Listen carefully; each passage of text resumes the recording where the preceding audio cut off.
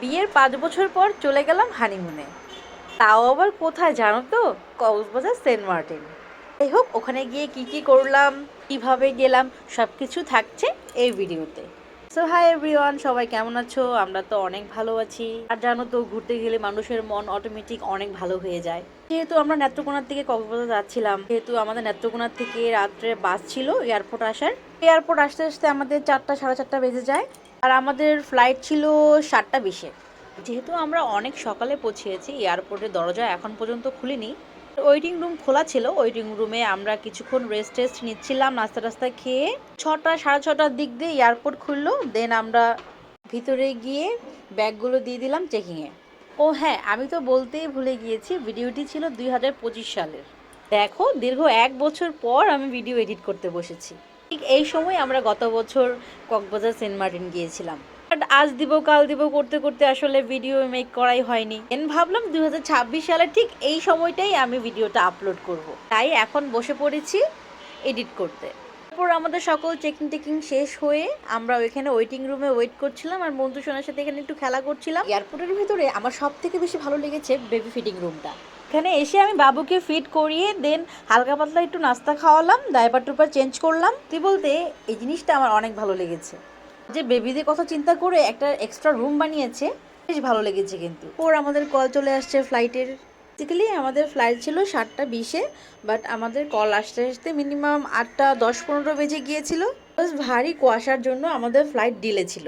তারপর বাসে করে চলে আসছি, এখন ফ্লাইটে ওঠার পালা। যেহেতু আমি অ্যাট ফার্স্ট বিমানে উঠবো, একটা অন্যরকম এক্সাইটেড কাজ করছিল, আর অনেকটা ভয়ও কাজ করছিল। মনের মধ্যে অনেক সাহস নিয়ে উঠে পড়লাম প্লেনে। আমার বেশ আগের থেকেই ইচ্ছা ছিল প্লেনে উঠলে আমি উইন্ডোর সিটে বসবো। যাই হোক, সেই ইচ্ছাটাও পূরণ হলো। পরে মন্তু সোনার বাবা মন্তু সোনাকেও সিট বেল্ট লাগিয়ে দিচ্ছিল। আর হ্যাঁ, এই মোমেন্টটা জাস্ট অসাধারণ। তারপর ধুম করে আকাশে উড়ে গেলাম। জানি না কেন, বাট ভেতরে অনেক ভয় লাগছিল। দেন আমাদের সকালের ব্রেকফাস্ট দিয়ে গেল। ব্রেকফাস্টে ছিল একটা কেক, স্যান্ডউইচ, হ্যাঙ্গওভার আর একটা মিনারেল ওয়াটার। হালকা পাতলা স্ন্যাক্স খেয়ে বাইরের পরিবেশটা উপলব্ধি করছিলাম।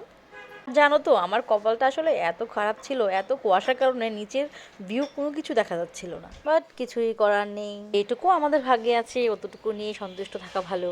প্লেনে ওঠার সাথে সাথেই মন্তু সোনা দিল একটা ঘুম। মজার বিষয় কি জানো, প্লেনে উঠতে না উঠতেই নামার সময় হয়ে গিয়েছে। মাত্র 40 মিনিটে আমরা কক্সবাজার চলে এসেছি। এই তো এখন আমাদের নামার সময় হয়ে গিয়েছে।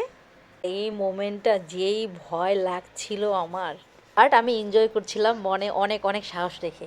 দেখো, মেজাজটা এত খারাপ লাগছে, যখন নামার সময় হয়েছে তখন দেখলাম মেঘলাটা কমেছে, হালকা হালকা রোদ উঠেছে।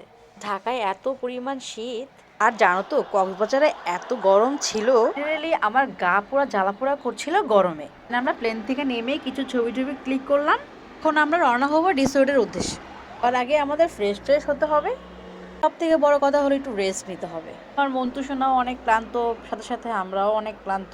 তো আজকের মতো বিদায় নিচ্ছি। নেক্সট ভিডিওতে আমরা কক্সবাজারে গিয়ে কি কি করলাম সব কিছু শেয়ার করব তোমাদের সাথে। Tata, bye bye.